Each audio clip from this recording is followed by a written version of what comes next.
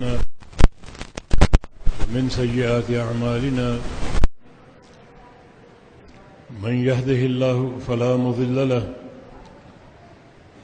ومن يضلله فلا هادي له وأشهد أن لا إله إلا الله وحده لا شريك له وأشهد أن محمدا عبده ورسوله يا أيها الذين آمنوا اتقوا الله حق تقاته ولا تموتن إلا وأنتم مسلمون يا أيها الناس اتقوا ربكم الذي خلقكم من نفس واحدة وخلق منها زوجها وبث منهما رجالا كثيرا ونساء واتقوا الله الذي تساءلون به والأرحام إن الله كان عليكم رقيبا يا أيها الذين آمنوا اتقوا الله وقولوا قولا سديدا يصلح لكم أعمالكم ويغفر لكم ذنوبكم ومن يطع الله ورسوله فقد فاز فوزا عظيما أما بعد فإن خير الحديث كتاب الله وخير الهدي هدي محمد صلى الله تعالى عليه وسلم وشر الأمور محدثاتها وكل محدثة بدعة وكل بدعة ضلالة وكل ضلالة في النار من يطع الله ورسوله فقد رشد واهتدى ومن يعص الله ورسوله فقد ضل وغوى اللهم صل على محمد وعلى آل محمد كما صليت على إبراهيم وعلى آل إبراهيم إنك حميد مجيد اللهم بارك على محمد وعلى آل محمد كما باركت على إبراهيم وعلى آل إبراهيم إنك حميد مجيد سبحانك لا علم لنا إلا ما علمتنا إنك أنت العليم الحكيم رب اشرح لي صدري ويسر لي أمري واحلل عقدة من لساني يفقه قولي أعوذ بالله من الشيطان الرجيم من همزه ونفخه ونفثه بسم الله الرحمن الرحيم ألقيا في جهنم كل كفار عنيد مناع للخير معتد مريب الذي جعل مع الله إلها آخر فألقياه في العذاب الشديد. یہ سورہ قاف کی چند آیات ہیں.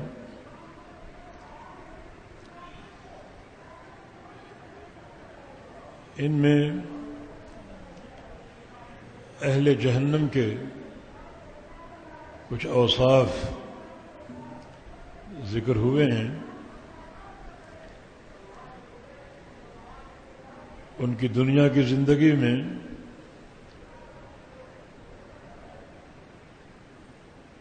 ان کے کردار کا اور بدعمالیوں کا ذکر ہوا ہے. 5 خصلتیں بیان ہوئی ہیں اہل جہنم کے لیے، جن کی بنا پر یا ان 5 میں سے کسی ایک خصلت کی بنا پر انہیں جہنم کا لقمہ بننا پڑا اور پڑے گا.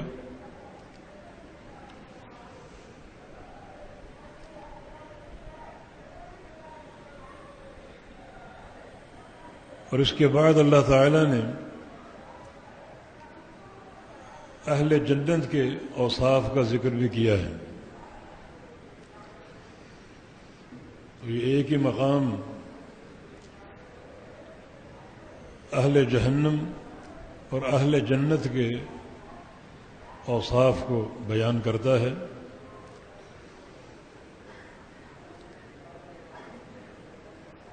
جنہیں ہمیشہ پیش نظر رکھیں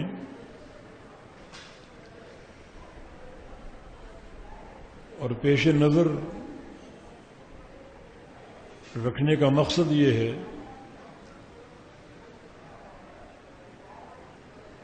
کہ ہمارا چہرہ کہاں دکھائی دے رہا ہے۔ قرآن ایک آئینہ ہے، فیہ ذکرکم، اس میں تم سب کی تصویر موجود ہے، بس قرآن کو کھول کے دیکھو کہ تمہاری تصویر کہاں دکھائی دے رہی ہے۔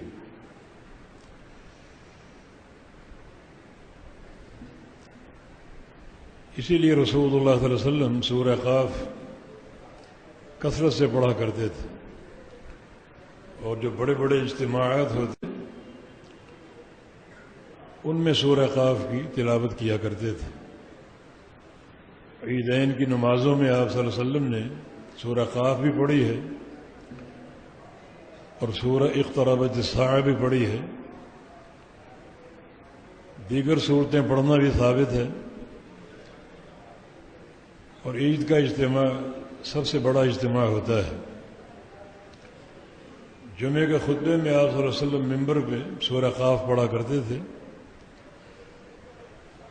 ام ہشام بنت حارثہ رضی اللہ عنہا کا بیان ہے کہ میں نے سورہ قاف نبی علیہ السلام سے سن کر یاد کی۔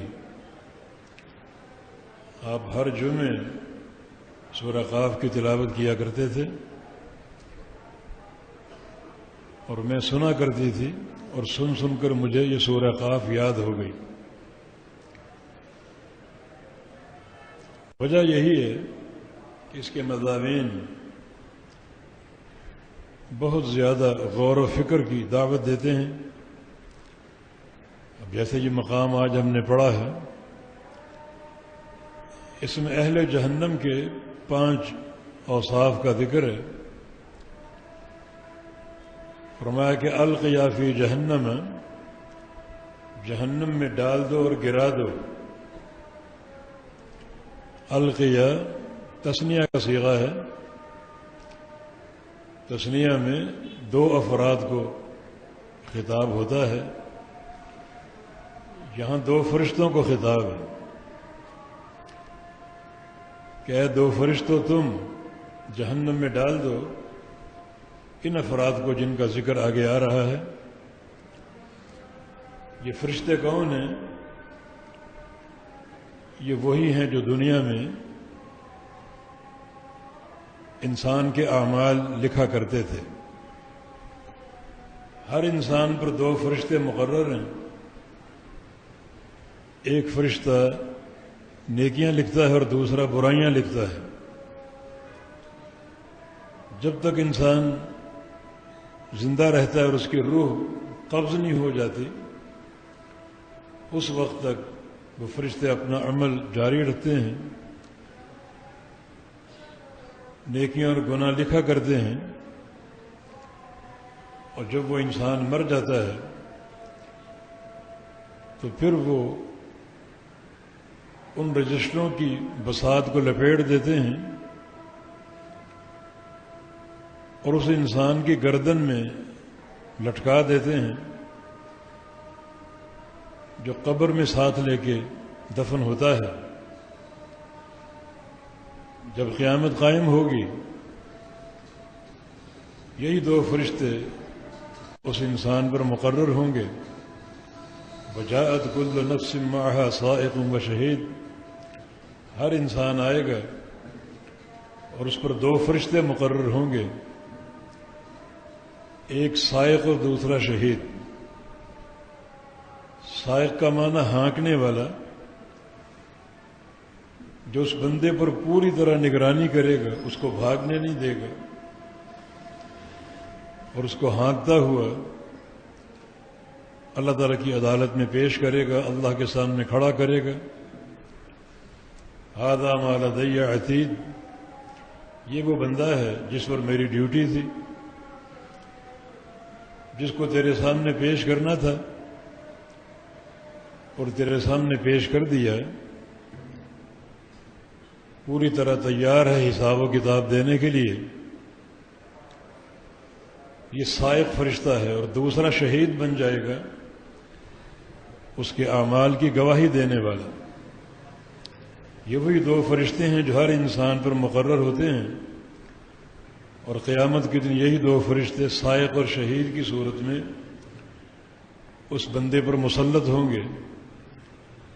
ایک فرشتہ سائق بن جائے گا جو اس کو ہانکتا ہوا اللہ تعالیٰ کے سامنے پیش کرے گا، اور دوسرا شہید جس کے سامنے اس بندے کی ساری حرکتیں ہوں گی، ساری گواہیاں جمع کرے گا اور اللہ کے سامنے پیش کر دے گا، یہ میری ڈیوٹی تھی اس بندے کے اعمال کو پیش کرنے کی، ساری گواہیاں موجود ہیں، بندہ حاضر ہے حساب و کتاب کے لیے۔ اس وقت ایک مجرم کے بارے میں اللہ تعالیٰ فرمائے گا دونوں فرشتوں سے کہ القیا فی جہنم کل کفار عنید، کہ جہنم میں ڈال دو، گرا دو اور پھینک دو ہر اس بندے کو جو کفار تھا اور عنید تھا۔ کفار، اس کے دو معنی ہو سکتے ہیں، یہ کفار کفر سے ہے، اور کفر کے دو معنی، ایک ہے کفر بمقابلہ شکر، ناشکری، اور ایک ہے کفر بمقابلہ اسلام، کہ اسلام کو قبول نہ کرنا، کافر بن جانا، کفر اختیار کر لینا۔ تو جہنم میں ڈال دو ہر کفار کو، یا تو مراد کافر ہے جس نے اسلام قبول نہ کیا، یا اس کا مشہور معنی کفار ناشکر انسان کو، ناشکر انسان کو جہنم میں ڈال دو۔ اس کا معنی یہ ہے کہ اللہ تعالیٰ کا شکر ادا کرنا اور اس کے شکر پر قائم رہنا ایک بہت ہی پسندیدہ خصلت ہے جس کو اختیار کرنا چاہیے۔ جس وقت شیطان کو راندا گیا، مردود کیا گیا سجدہ نہ کرنے کی بنا پر، اس وقت شیطان نے مہلت طلب کی تھی، اللہ نے مہلت دے دی قیامت تک کے لیے، اور شیطان نے یہ عندیہ ظاہر کیا تھا کہ میں تیرے بندوں کو گمراہ کروں گا۔ ایک بات یہ بھی کہی تھی وَلَا تَجِدُ أَكْثَرَهُمْ شَاكِرِينَ، تو اپنے اکثر بندوں کو شاکر نہیں پائے گا، شکر کرنے والا۔ میرا وار اکثر بندوں پر اسی تعلق سے ہوگا، وہ شکر گزار نہیں ہوں گے، ناشکرے ہوں گے۔ اس کا کیا معنی ہے؟ شکر کی کئی اسٹیجیں ہیں، کئی اس کے درجات ہیں۔ سب سے اہم اسٹیج یہ ہے کہ اللہ تعالیٰ کی نعمتیں جو ساری اسی کی نعمتیں ہیں، انہیں اسی کی طرف منسوب کرنا، ہر نعمت کو اس کا فضل قرار دینا، اس کی عطا اور اس کی دین قرار دینا، یہ عقیدے کے تعلق سے حقیقت شکر ہے۔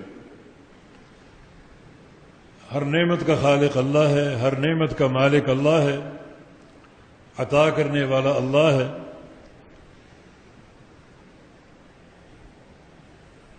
یہ عقیدہ رکھنا، یہ اعتقادی اعتبار سے حقیقت شکر، جبکہ عملی شکر یہ ہے کہ اللہ تعالیٰ کی جس قدر نعمتیں ملیں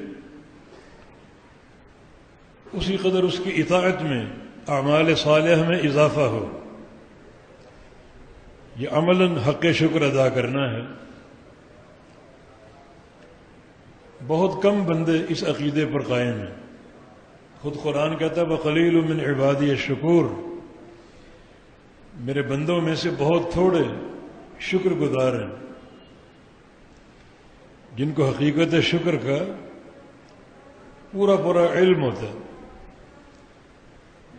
ایک قطرہ پانی کا اسے بھی وہ اللہ کی نعمت قرار دے کہ اس کا شکر ادا کرتے ہیں، یہ بھی اللہ کی دین اور اس کی عطا ہے۔ نبی علیہ السلام کی حدیث بھی ہے کہ ان اللہ یرضى عن العبد اذا اکل اکلۃ فحمد اللہ واذا شرب شربۃ فحمد اللہ۔ اللہ رب العزت اس بندے سے راضی ہو جاتا ہے، خوش ہو جاتا ہے جو ایک لقمہ کھانے کا کھائے،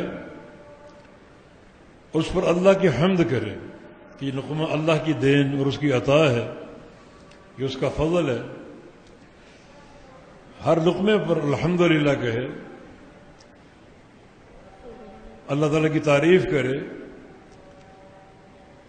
ان اس کے عقیدے میں یہ بات رچ بس جائے کوئی بھی نعمت چھوٹی ہو یا بڑی ہو اللہ کی طرف سے ہے اور اللہ کی عطا سے ہے اور اس کا فضل ہے، ہر لقمے پر اس نعمت کا اظہار ہو، یہ عقیدے کی پختگی کی علامت ہے اور اللہ کی رضا کی دلیل ہے۔ وَإِذَا شَرِبَ شَرْبَةً فَحَمِدَ اللَّهَ، پانی کا ایک گھونٹ پیے اس پہ بھی اللہ کا شکر ادا کرے، یہ گھونٹ بھی اللہ کی عطا سے ہے، اس میں میرا کوئی کمال نہیں، اس کو حاصل کرنے میں میرا کوئی کمال موجود نہیں ہے، اللہ کی عطا ہے، اور اس پر اللہ کی حمد کرے، اللہ کا شکر ادا کرے۔ اس حقیقت کو پانے والے بہت تھوڑے لوگ ہیں، تو شیطان نے بھی اپنا جو اصل ہتھیار اس دن پیش کیا، اکثر بندوں کو ناشکرہ بنا دوں گا، اور جو لوگ حقیقت شکر کو نہیں پہچان پاتے اور ان کے عقیدے میں خلل آ جاتا ہے، انہیں کفار کہا گیا ہے۔ القیا فی جہنم کل کفار، اے میرے دونوں فرشتوں، ڈال دو جہنم میں ہر کفار کو، ہر ناشکر انسان کو۔ تو اصل جو حقیقت شکر جس کا تعلق عقیدے سے ہے، اس کی معرفت ضرور حاصل کرو، ہر نعمت اللہ کی نعمت قرار دو، ہر نعمت پر اللہ تعالیٰ ہی کو شکر اور حمد کا حقدار قرار دو۔ اللہ کی نعمت کو غیر اللہ کی طرف منسوب کرنا، اسے بھی حدیث میں صراحتاً کفر کہا گیا ہے۔ وہ حدیبیہ والا قصہ آپ سنتے رہتے ہیں، سفر حدیبیہ میں رات کو بارش ہوئی اور صبح فجر میں نبی علیہ السلام نے جماعت کرائی صحابہ کی، 1400 کے قریب صحابہ تھے۔ تو آپ نے فرمایا رات جو بارش برسی تھی، اللہ تعالیٰ نے مجھ پر ایک وحی بھیجی ہے، اصبح من عبادی مؤمن بی و کافر بی، اس بارش کی بنا پر میرے کچھ بندے مومن ہو گئے جن کے ایمان میں ایک نکھار آ گیا، ان کا ایمان تازہ ہو گیا، اور اسی بارش کی بنا پر کچھ بندے کافر ہو گئے۔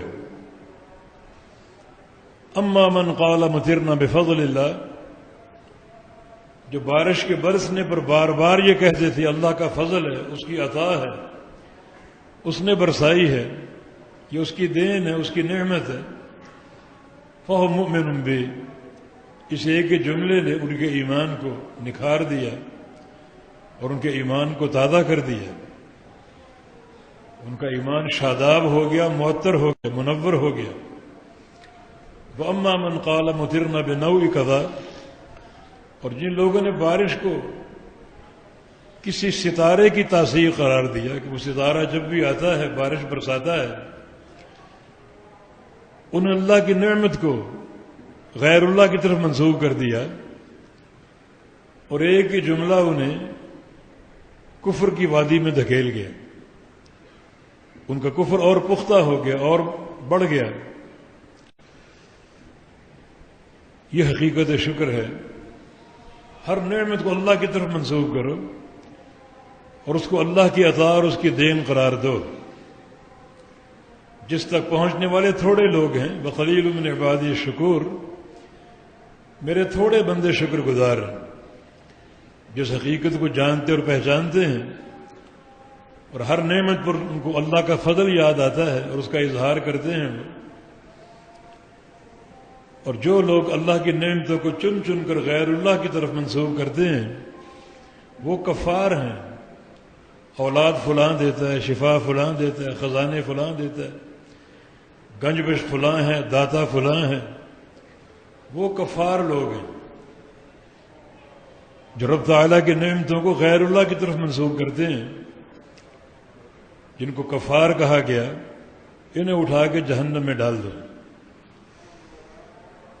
ایک تو یہ سبب ہے جہنم میں داخلے کا، جس کا تقاضا یہ ہے کہ ہم شکر کی حقیقت کو پہچان لیں۔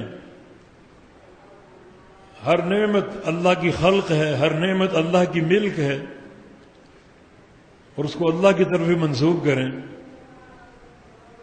اس نہج پر جب حقیقت شکر ادا کرو گے تو وہ اللہ جو فرماتا ہے وَإِن تَعُدُّوا نِعْمَةَ اللَّهِ لَا تُحْصُوهَا، کہ تم اللہ کی نعمتوں کو شمار نہیں کر سکتے، وہی فرماتا ہے لَإِن شَكَرْتُمْ لَأَزِيدَنَّكُمْ، اگر میرا شکر ادا کرتے رہو گے تو میں اور عطا کروں گا اور بڑھا چڑھا کے دوں گا۔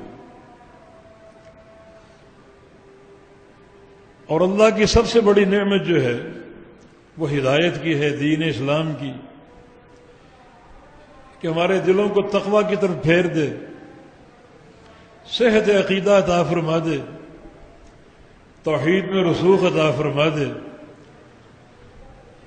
اسے اللہ تعالیٰ کی نعمت قرار دے کر اس پر شکر ادا کرتے رہو گے، تمہارے ایمان کو اور قوت دے دیں گے، تمہاری توحید کو اور پختہ کر دیں گے، تمہارے دلوں کو مزید محبت ایمان سے بھر دیں گے۔ بہت بڑا جو اللہ کا فضل تم کو حاصل ہو جائے گا۔ اور پھر سب سے بڑی بات یہ کہ تم قیامت کے دن شکر گزار بندوں میں شمار ہوگے، کفار میں نہیں، ناشکری کرنے والوں میں نہیں۔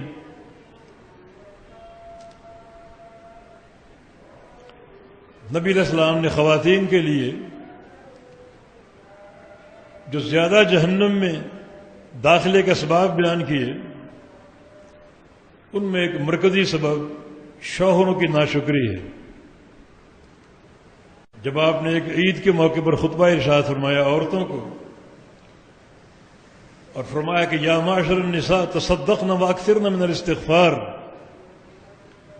اے عورتوں صدقہ دیا کرو اور کثرت سے استغفار کیا کرو۔ فإنی اریدکن اکثر اہل النار، میں تمہیں جہنم میں زیادہ دکھایا گیا ہوں۔ جب میں نے جہنم میں جھانکا تمہاری تعداد زیادہ تھی۔ اطلعت علی النار فرأیت اکثر اہل النساء واطلعت علی الجنہ فرأیت اکثر اہل الفقراء، جہنم میں دیکھا جہنم میں عورتیں زیادہ تھیں، مرد کم تھے، اور جنت کو دیکھا تو جنت میں فقراء زیادہ تھے، مالدار کم تھے۔ یہ فرمان سن کر عورتوں میں ایک سناٹا چھا گیا، بڑا پریشان ہوئی۔ یہ پوچھنے کی ہمت ہی نہ ہوئی کہ یہ کون عورتیں جو جہنم میں زیادہ جائیں گی۔ ایک عورت نے ہمت کر کے پوچھ لیا وَبِمَ یا رسول اللہ، کیوں ہم جہنم میں زیادہ کیوں جائیں گی؟ فرمایا کہ اس کے دو اسباب ہیں، تکثرن اللعن وتکفرن العشیر۔ ایک، تمہاری زبانیں محفوظ نہیں ہوتی، لعنتیں، ملامتیں، گالیاں، غیبتیں، چغلیاں، یہ تمہاری ایک عادت بن چکی، فطرت بن چکی، جس سے اپنے آپ کو بچانا ہوگا۔ اور دوسرا سبب شوہروں کی ناشکری، وتکفرن العشیر، شوہروں کی ناشکری۔ جو شوہر آپ کو عمر بھر کھلاتا ہے پلاتا ہے، کبھی کوئی مطالبہ پورا نہ کر سکا تو ٹھک سے بولتی ہو جب سے تیرے گھر آئی ہوں کوئی میں نے خیر دیکھی ہی نہیں. ایک ہی جملے میں ساری زندگی کی اس کی کمائی اور اس کی محنتیں ان کا ستیہ ناش کر دیتی. یہ بات اللہ کے لیے ناپسندیدہ ہے، اور اللہ تعالیٰ اس ناپسندیدگی کا اظہار اس طرح فرماتا ہے کہ ایسی خاتون کو اٹھا کے جہنم میں ڈال دیتا ہے. حالانکہ شوہر جو ہے وہ آپ کی نعمتوں کا مالک ہے، مجازی مالک، حقیقی مالک اللہ ہے. اگر شوہر کچھ دیتا ہے تو اللہ کی عطا سے دیتا ہے، اس کی دین ہوتی ہے اور اس کا فضل ہوتا ہے، تو آپ کا مجازی مالک ہے. مجازی مالک کی ناشکری اس کا یہ انجام ہے جہنم کی آگ. تو حقیقی مالک کی ناشکری کس قدر بدترین اور کتنا بڑا مہلک ہوگی. تو اس لیے کفار سب سے پہلے اس کا ذکر ہوا، اس کو اٹھا کے جہنم میں ڈال دو. نعمتیں ہم نے دیں اور غیروں کی طرف منسوب کر دیا. اولاد ہم نے دی اور نام کیا ہے؟ پیر بخش اور حضور بخش. شفا ہم نے دی، جناب یہ فلاں دربار کی طرف منسوب ہے. رزق فلاں جگہ سے آتا ہے، فلاں داتا ہے، فلاں گنج بخش ہے. مشکل ہو تو فلاں مشکل کشا ہے، فلاں حاجت روا ہے، فلاں دستگیری کرنے والا ہے. یہ ساری نعمتیں چن چن کے غیر اللہ کو دے دیں. یہ کفار، انہیں سب سے پہلے پکڑو، اٹھا کر جہنم میں ڈال دو. حقیقت شکر کو سمجھو اور سیکھو، اعتقادی اور عملی. اعتقادی کیا ہے؟ یہ عقیدہ بنا لو ہر نعمت اللہ کی عطا ہے اور اللہ کی دین ہے. غیر اللہ کوئی ایک ذرہ کا مالک نہیں ہے. دینا تو دور کی بات، ایک ذرے کا مالک نہیں ہے. اس عقیدے پر بڑی پختگی سے اٹل ہو جاؤ، ٹھوس طریقے سے اس کو قبول کر لو. دوسرا عملی شکر ہے، ہر نعمت پر اللہ کی اطاعت اور بڑھ جائے، عمل کی رفتار اور تیز ہو جائے. یہ بھی حق شکر ہے. اور اگر نعمتیں ملنے کے باوجود عمل میں بہتری نہیں آتی، بلکہ انسان میں اور رونق جاگ اٹھتی ہے، فخر کرتا ہے اور مزید گناہوں کا ارتکاب کرتا ہے، اللہ کی نعمتوں کو اللہ کی نافرمانی میں صرف کرتا ہے، اور اللہ پھر بھی دیتا رہتا ہے. یہ اس کی ڈھیل ہے. نبی علیہ السلام کی حدیث بھی ہے، اذا انعم اللہ علی عبد علی ما فیہ، بندہ اگر نافرمانیاں کر رہا ہے اور اللہ اس کو نعمتیں دے رہا ہے، گناہوں کے باوجود اس کو نعمتیں مل رہی ہیں، تو فہو من اللہ استدراج، وہ اللہ کی طرف سے ڈھیل ہے. اللہ چاہتا ہے کہ یہ انسان اور گناہ کرے نعمتوں کے باوجود، تاکہ اس کو قیامت کے دن پکڑوں گناہوں کی کثرت کے ساتھ. جتنے گناہ زیادہ ہوں گے اتنا عذاب بھی شدید ہوگا. یہ قاعدہ اور خطرناک ہے. فوری پکڑ آ جائے یہ بھی ایک خطرناک شے ہے، مگر اس کی خطورت کم ہے.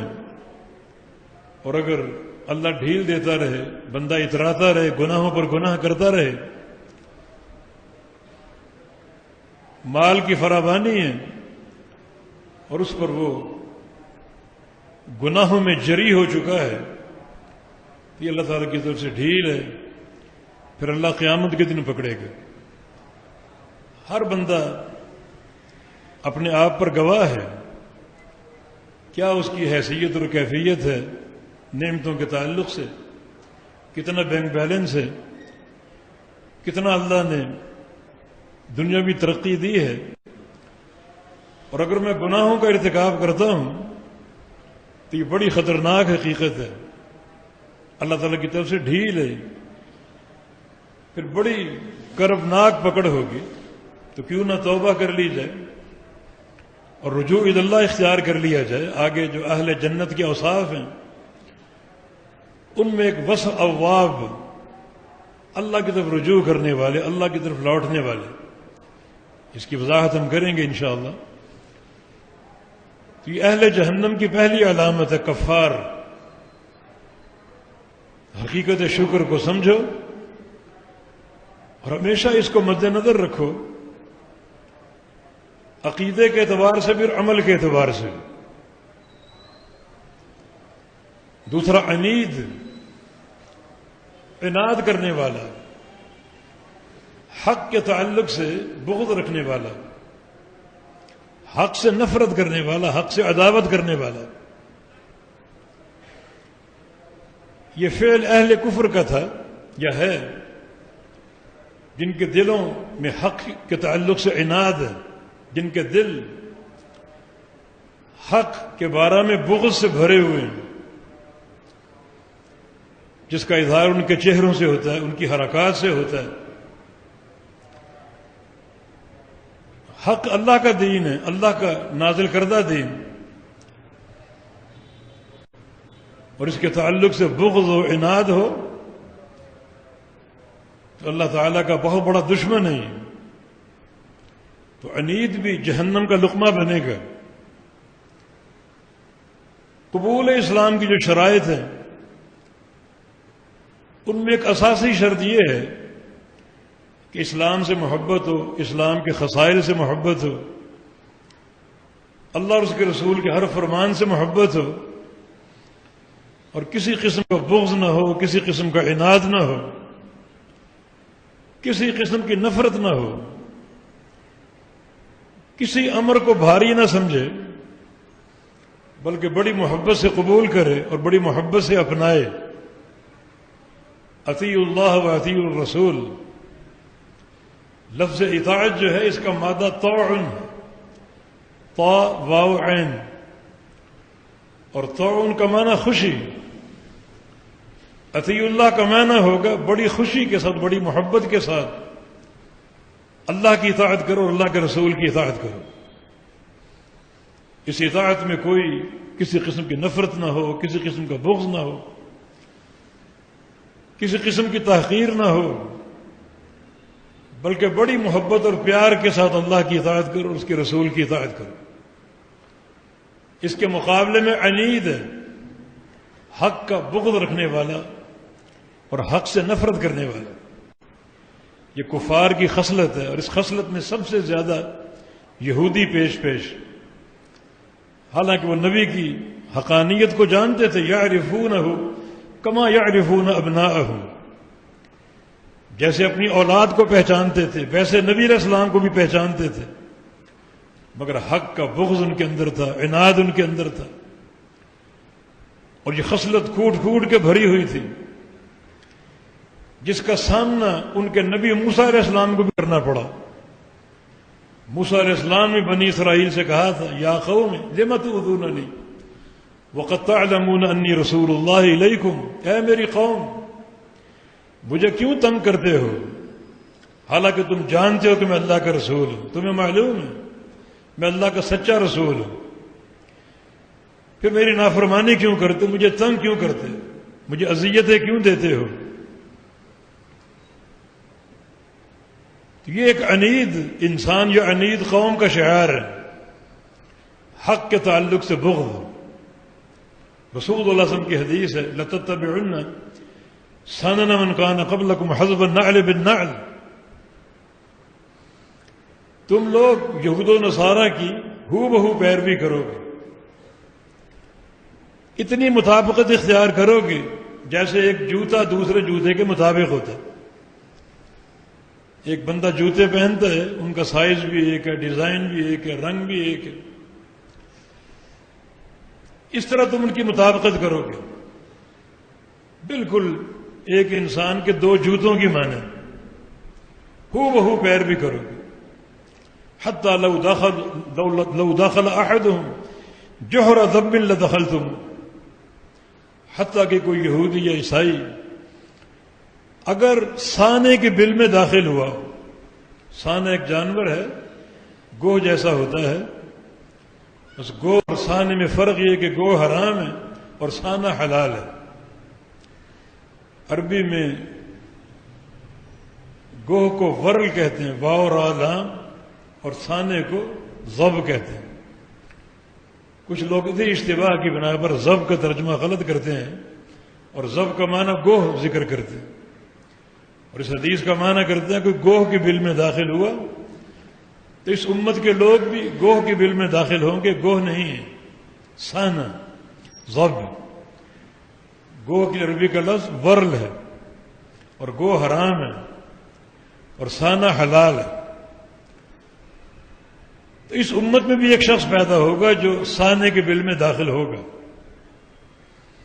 بلکہ فرم اتنی مطابقت ہوگی، اگر کسی یہودی یا عیسائی نے برسر عام اپنی ماں سے نکاح کر لیا ہو تو اس امت میں بھی شخص پیدا ہوگا جو اپنی ماں سے نکاح کرے گا، اتنی مطابقت ہوگی۔ تو پھر یہ خصلت یہود، عناد، حق جاننے کے باوجود حق کی مخالفت، نبی کی معرفت کے باوجود نبی کے تعلق سے، نبی کی دعوت کے تعلق سے دلوں میں بغض اور عناد، عنید ہونا خطرناک وصف ہے۔ یہ عنید انسان یا تو کلی طور پہ ہوتا ہے یا جزوی طور پہ ہوتا ہے۔ کلی طور پہ پوری طرح حق کا انکار کر دینا، حق سے عناد جو اہل کفر کا شیوہ ہے، اور جزوی طور پر یہ ہے کہ کسی اسلام کے حکم کو نفرت کی نگاہوں سے دیکھنا اور عناد کی سوچ کے ساتھ دیکھنا۔ افسوسناک یہ ہے کہ یہ مرض اس امت میں موجود ہے، قبول کے باوجود، معرفت کے باوجود۔ جیسا کہ بہت سے محدثین کی صراحت ہے، اہل بدعت کی علامت بہت سی علامتیں، ایک علامت یہ بھی ہے کہ ان کے سامنے کوئی حدیث پیش کرو اور وہ حدیث ان کے امام اور بڑوں کے قول کے مخالف ہو تو ابغض الحدیث ہے، حدیث کو قبول نہیں کریں گے، بلکہ اپنے سینوں کو حدیث کے بغض سے بھر لیں گے۔ لفظ حدیث سن کے ان کو بخار چڑھے گا، ماتھے پر بل آ جائیں گے کہ ہر جگہ حدیث حدیث حدیث حدیث۔ تو اور کیا کریں؟ حدیث اگر حق نہیں ہے تو حق کہاں پر ہے پھر؟ تو بہت سے لوگوں میں عناد موجود ہے، یہ جزوی عناد ہے جو خصلت یہود اور خصلت اہل کفر ہے۔ تو ہر عنید کو بھی پکڑ لو جن کے دلوں میں بغض تھا اور عناد تھا ہمارے دین کے تعلق سے اور شریعت کے تعلق سے، ان کو پکڑ لو، ان کو جہنم میں ڈال دو۔ یہ ایک جزوی عناد ہے، نبی علیہ السلام کی سنت آ جائے، نبی علیہ السلام کی حدیث آ جائے، اور وہ حدیث برادری کے نظام کے خلاف ہو، قوم کے نظام کے خلاف ہو، امام کے قول کے خلاف ہو، تو برادری کی بات نہیں چھوڑیں گے اور نہ ہی قول امام کو چھوڑیں گے، بلکہ اپنے سینوں کو حدیث کے بغض سے بھر لیں گے۔ تو پھر عناد کس چیز کا نام؟ حق تو یہ ہے اللہ اور اس کے رسول کا فرمان آ جائے ہر چیز کو چھوڑ دے، پوری دنیا ایک طرف ہو، رسول اللہ علیہ وسلم ایک طرف ہو، پوری دنیا کو ٹھکرا دے اور اللہ کے پیغمبر کو، آپ کے فرمان کو سینے سے لگائے رکھے۔ یہ حق ہے، اور یہی اساسی شرط ہے قبول حق کی، بنیادی شرط۔ قبول حق جو ہے وہ پورے محبت اور پورے پیار کے ساتھ ہو، نفرت کا شائبہ تک نہ ہو، عناد کا شائبہ تک نہ ہو، بلکہ اس کو دل و جان سے قبول کرے، شر صدر سے قبول کرے۔ فَلَا وَرَبِّكَ لَا يُؤْمِنُونَ حَتَّى يُحَكِّمُوكَ فِي مَا شَجَرَ بَيْنَهُمْ ثُمَّ لَا يَجِدُوا فِي أَنفُسِهِمْ حَرَجًا مِّمَّا قَضَيْتَ وَيُسَلِّمُوا تَسْلِيمًا۔ اختلافی امور میں خاص طور پہ اگر یہ لوگ آپ کو حکم نہیں مانتے یہ مومن نہیں ہو سکتے، اور اگر حکم مان لیں، فیصلہ کسی اور سے کروائیں، پھر بھی مومن نہیں ہو سکتے۔ اور اگر حکم بھی مان لیں، فیصلہ بھی آپ سے کروا لیں، اس کو قبول نہ کریں، پھر بھی مومن نہیں ہو سکتے۔ اور اگر حکم بھی آپ کو مان لیں، فیصلہ بھی آپ سے کروا لیں، قبول بھی کر لیں، لیکن قبول کرنے کے بعد دل میں کوئی خلجان ہو، کوئی تنگی ہو، کسی قسم کا شک ہو، پھر بھی مومن نہیں ہو سکتے۔ بلکہ وہ یسلموا تسلیما، اصل ایمان کی شان یہ ہے کہ اس کو شرح صدر کے ساتھ، محبت قلبی کے ساتھ پوری طرح تسلیم کر لے، دل کے کسی گوشے میں کسی عناد کا شائبہ تک نہ ہو، ایک جز تک نہ ہو، بلکہ پوری محبت سے قبول کر لے۔ وہ اللہ جو اجر دینے والا اور اعمال کو قبول کرنے والا ہے، وہ اپنے بندوں کے دلوں کو جانتے، دلوں کے احوال کو جانتے، اسے معلوم ہے یہ قبول کرنے والا اس کے دل میں کیا بھرا ہوا ہے، اس کے دل میں کیا رکھا ہوا ہے، تو اسی کے مطابق اجر ملے گا۔ اللہ سے اجر لینا بہت مشکل ہے، اس میں باقاعدہ سنت کی معرفت، اس کو قبول کا جذبہ، دل محبت سے بھرا ہو، کسی قسم کا عناد نہ ہو، کسی قسم کی نفرت نہ ہو، بغض نہ ہو، کوئی شک نہ ہو، کوئی تردد اور خلجان نہ ہو، بلکہ پورے دل و جان کی گہرائی سے قبول کر لے، پھر دیکھو اللہ کے ہاں کیا اجر ہے، کیا ثواب ہے، اور کیا اس بندے کے لیے درجات ہے۔ تو یہ بندہ میدان محشر میں اللہ تعالیٰ ان فرشتوں سے کہے گا، جو فرشتے آج اعمال نقل کر رہے ہیں، لکھ رہے ہیں، ایک ایک بول لکھ رہے ہیں، ایک ایک عمل لکھ رہے ہیں، روز قیامت یہ فرشتے سائق اور شہید بن جائیں گے، بندے کو ہانکتے ہوئے اللہ کے سامنے پیش کریں گے، چھوڑیں گے نہیں۔ کوئی بندہ بھاگ نہیں جائے گا، بھاگ نہیں پائے گا، اللہ کے سامنے کھڑا کر دیں گے، شہید فرشتہ ساری گواہیاں جمع کر کے لے آئے گا اللہ تعالیٰ رب العزت کے سامنے، کیا بنے گا؟ اور پھر اللہ تعالیٰ فرشتوں کو مخاطب ہوگا، القیا فی جہنم کل کفار عنید، جہنم میں ڈال دو ہر کفار کو، ہر عنید کو۔ یہ دو خصلتیں اہل جہنم کی یہاں ذکر ہوئیں۔ بات یہ کہ اپنے آپ اپنے اندر جھانکیں، غور کریں، کیونکہ کتاب قرآن پاک ایک آئینہ ہے، بندوں کو ان کا چہرہ دکھاتا ہے، ان کی شکل دکھاتا ہے کہ بندے کی فوٹو کہاں لگی ہوئی ہے، تو دیکھو، پہچانو، ہم یہاں موجود تو نہیں ہیں، یہ خصائل ہمارے اندر موجود تو نہیں ہیں، بڑے خطرناک خصائل ہیں جن کی بندہ جہنم میں داخل ہوگا، فرشتوں کو آرڈر ہوگا کہ ان کو اٹھا کے جہنم میں ڈال دو۔ تو اللہ تعالیٰ سے پناہ طلب کرنی چاہیے اور اس کی اطاعت اور عقیدے کی پختگی کا سوال کرنا چاہیے۔ حقیقت شکر در حقیقت عقیدے کی پختگی اور اس کا رسوخ ہے۔ جس قدر عقیدہ کمزور ہوگا، شکر کا مقام گرتا جائے گا، جس قدر عقیدے میں پختگی اور تعلق باللہ میں قوت ہوگی، اسی قدر بندے کا عقیدہ مضبوط ہوگا۔ اس طرح عناد کا معاملہ، نبی علیہ السلام سے محبت ہو، اللہ تعالیٰ سے محبت، جس قدر یہ محبت بڑھتی جائے گی، تعلق گہرا ہوتا جائے گا، اسی قدر اطاعت میں بھی محبت پیدا ہوگی، شوق پیدا ہوگا، اور یقیناً بندے کا دل عناد سے پاک اور صاف ہوگا۔ عناد اگر مل گیا تو یہ بہت بڑی ایک ہلاکت کا سبب ہے۔ تو اپنے آپ کو دیکھیں، یہاں جھانکیں ان آیات میں، کہ ہمارا چہرہ تو موجود نہیں ہے۔ اللہ پاک سے عافیت کا سوال ہے، اس سے پناہ کا سوال ہے۔ اللہ تعالی ہمیں ان فرامین کے سامنے پوری طرح غور کرنے کی اور اپنانے کی توفیق دے دے، پوری طرح اپنانے کی توفیق دے دے۔ اللہ بخوشی اپنی اطاعت اور اپنے رسول کی اطاعت عطا فرما دے۔ اللہ ہمارے دلوں کو اپنی محبت سے بھر دے، رسول کی محبت سے بھر دے، اور صرف ہمارے پاس اطاعت ہو، حقیقت شکر ہو، اور عقیدے کا رسوخ اور پختگی ہو۔ اقول قولی ھذا واستغفر اللہ لی ولکم وآخر دعوانا ان الحمد للہ رب العالمین۔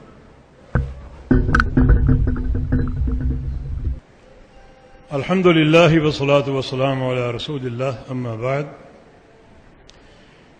بیماروں کے لیے صحت کی دعا کریں، اللہ تعالی تمام بیمار بھائیوں کو، بہنوں کو صحت کاملہ، عاجلہ اور دائمہ عطا فرما دے۔ یہ سلیم مکی صاحب کا بھی پتہ چلا بیمار ہیں، اللہ پاک ان کو صحت دے دے، ان کے لیے بھی دعا کر دیں۔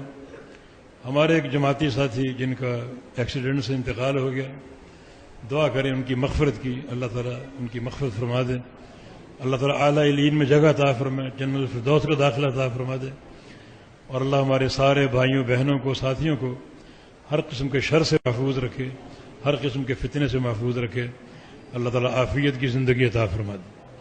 یہ آج کا اعلان مدرسہ محمدیہ تعلیم القرآن والحدیث، یہ خان بیلہ جلال پور پیر والا جو ملتان کے نواح میں واقع ہے، اس ادارے کو شروع سے ہم جانتے ہیں، چند طلبہ سے اس کا آغاز ہوا تھا۔ ہمارے کراچی کے بہت بڑے عالم اور معہد سلفی کے مدرس اور مایا ناز خطیب شیخ داؤد شاکر حافظہ اللہ، ان کا یہ علاقہ ہے۔ ان کے والد گرامی عبدالغفار صاحب مرحوم نے یہ قائم کیا تھا، چند طلبہ سے آغاز ہوا، اور آج بھی الحمدللہ 220 طلبہ اس ادارے میں زیر تعلیم، یہ ان کی محنت کا نتیجہ ہے۔ 6 اساتذہ اور معلمات ہیں جو مسلسل تعلیم کا شعبہ اٹھائے ہوئے ہیں۔ تو آج اس ادارے کے لیے اپیل ہے، ساتھی باہر کھڑے ہوں گے، آپ بھرپور تعاون کریں، کیونکہ آج یہ وسائل کے محتاج ہیں یہ سارے مدارس وغیرہ، بہت سے اخراجات ہوتے ہیں، طلبہ کا کھانا پینا، اور یہ بہت سے بل، اساتذہ اور معلمات کی تنخواہیں، ظاہر ہے کہ یہ وسائل کے متقاضی ہیں۔ تو ساتھیوں نے اپنا کام کر دیا اور بڑی امانت داری سے کام کر رہے ہیں۔ تو ہمارا فرض ہے کہ ہم ان کو مضبوط کریں اور ان کے ساتھ تعاون کریں۔ ساتھی باہر موجود ہوں گے، تعاون کرتے جائیے گا، انشاءاللہ یہ تعاون صدقہ جاریہ ہوگا، قرآن اور حدیث کی سرپرستی ہوگی، اور انشاءاللہ ایک ایک لفظ اجر کا باعث ہوگا۔ اللہ پاک توفیق دے اور قبول فرما دے۔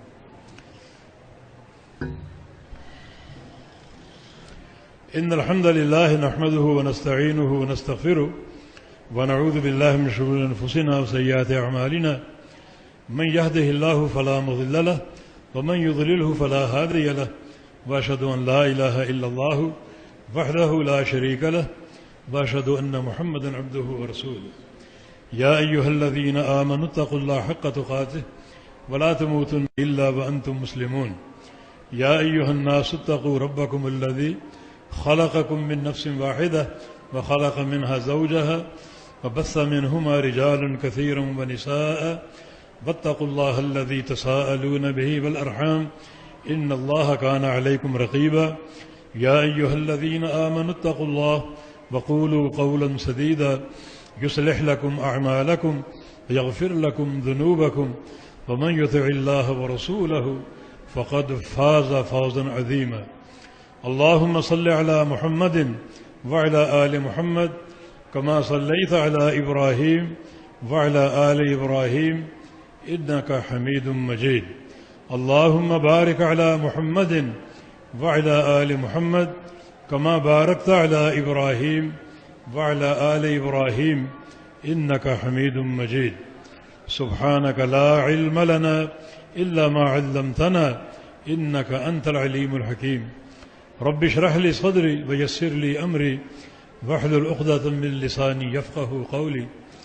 ربنا ظلمنا أنفسنا وإن لم تغفر لنا وترحمنا لنكونن من الخاسرين۔ ربنا ظلمنا أنفسنا ظلما كثيرا ولا يغفر الذنوب إلا أنت فاغفر لنا مغفرة من عندك وارحمنا إنك أنت الغفور الرحيم۔